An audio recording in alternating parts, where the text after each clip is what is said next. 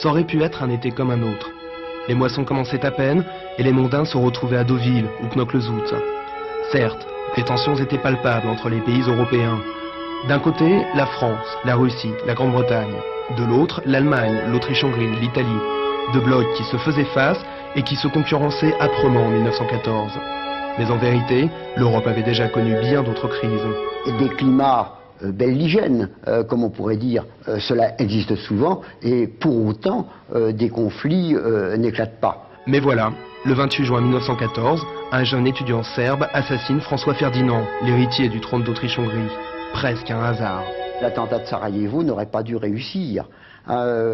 C'est véritablement par hasard, nous n'avons pas le temps ici de décrire cet attentat, mais c'est tout à fait par hasard qu'il a réussi, et si l'attentat de Sarajevo n'est pas réussi, eh bien, il n'y aurait pas eu de guerre à ce moment-là.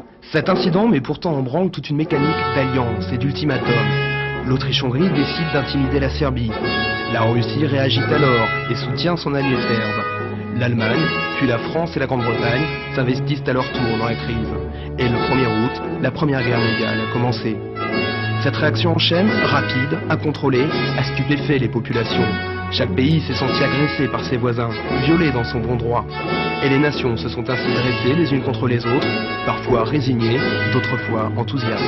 Quand on parle aujourd'hui de la Belgique, on pense tout de suite aux divisions au sein de la Belgique, des Flamands, des Wallons, des tendances différentes au nord et au sud du pays. En 1914, c'est une Belgique extraordinairement unie qui réagit contre l'ultimatum allemand et puis contre l'invasion.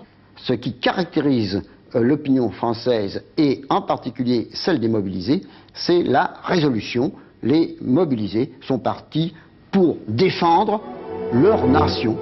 La Première Guerre mondiale a commencé comme une malédiction.